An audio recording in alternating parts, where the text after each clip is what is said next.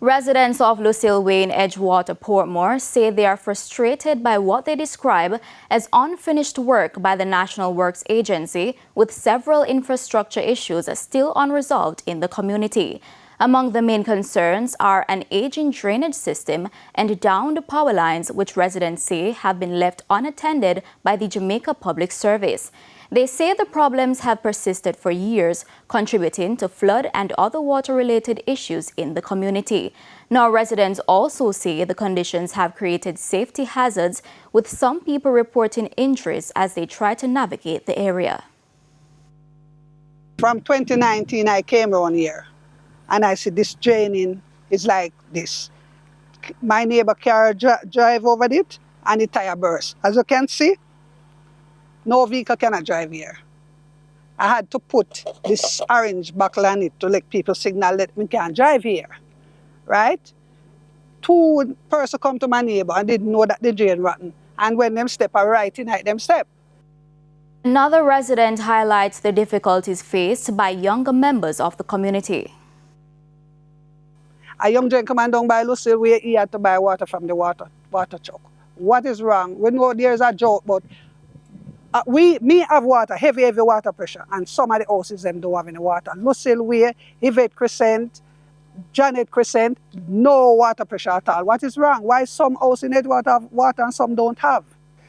During this trip, my son fell into the drainage, and I'm trying to understand why this drainage is like this. I love the country of Jamaica. We love coming visiting, but if it's a hazard every time I come, it's how do I explain to my kids we can't come because they might fall in a pothole.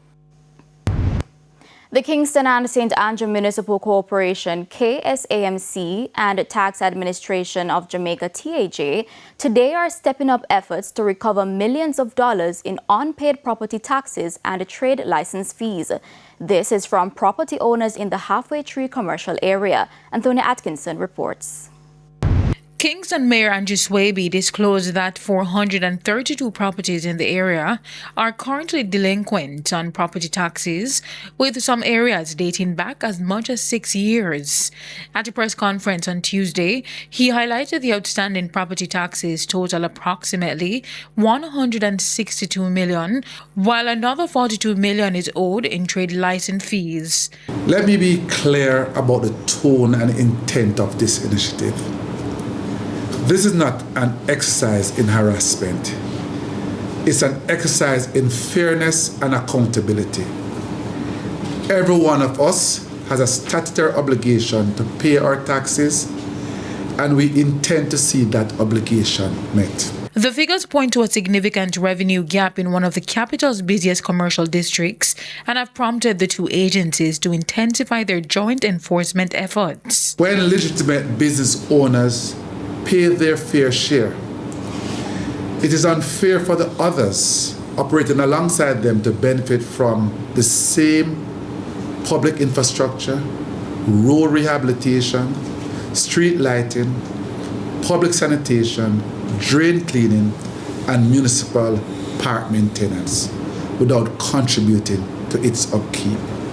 In the meantime, TAJ says it is confident that the collaboration with the KSAMC will yield results as both agencies combine their efforts to tackle delinquency in the commercial area. For this operation, we have expanded our focus beyond property tax to include trade and business licenses and the signs and billboards.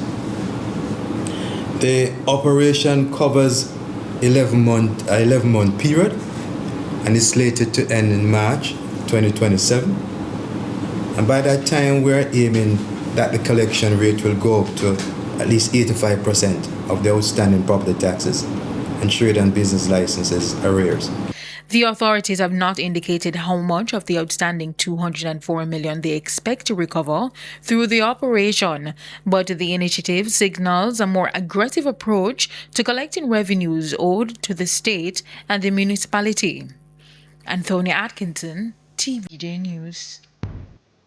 And it's time for a break, but stay with us. More stories when we return.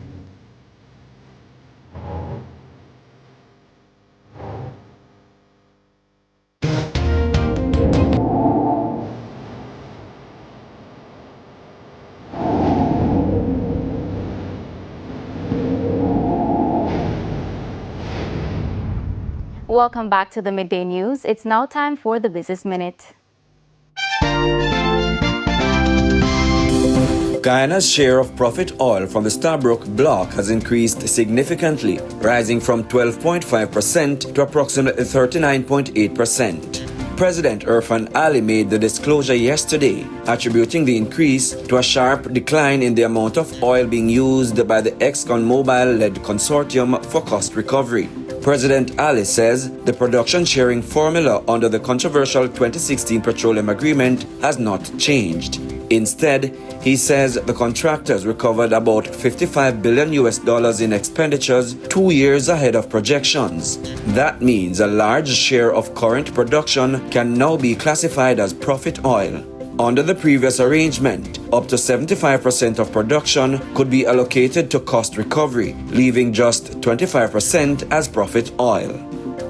Further afield, Walmart says most of the nearly $3 billion it is receiving in tariff refunds will be used to cut prices. The retailer says part of the money will also support investments aimed at improving the customer experience.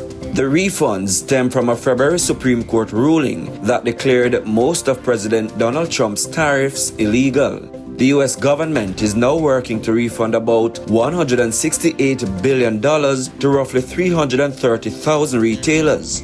Walmart says it has already received most of its refund. The $2.9 billion payment comes as Walmart reported nearly $6.5 billion in net income for its most recent quarter. And that's it for the Business Minute. I'm Prince Moore. Thank you, Prince. Time now for the top stories from around the world. In the region, the Organization of American States, OAS, is pressing Haiti to ramp up preparations for its long-awaited elections. The OAS Secretary General Albert Ramlin says authorities must urgently intensify voter registration, public education, and mobilization ahead of the December poll. He's also demanding stronger security support, warning that electoral preparations cannot move forward without a secure environment. The elections are being closely watched, with Haiti set to hold its first presidential and legislative polls in years on December 13, 2026. And on the international scene, 5 Americans are among 7 people killed in a helicopter crash in Kenya. Kenyan authorities say there were no survivors. Among the victims are Ecuador's intelligence chief and a Telemundo executive. The helicopter was carrying guests from a luxury tour company. It was flying from a wildlife conservancy when it crashed. The Kenyan Red Cross says difficult terrain and fire have hampered recovery efforts. Authorities are continuing efforts to secure and recover the victims from the crash site. And those were the top regional and international stories. And we head to our final break. When we come back, we'll have your Midday Sports Report with Renarda Brown.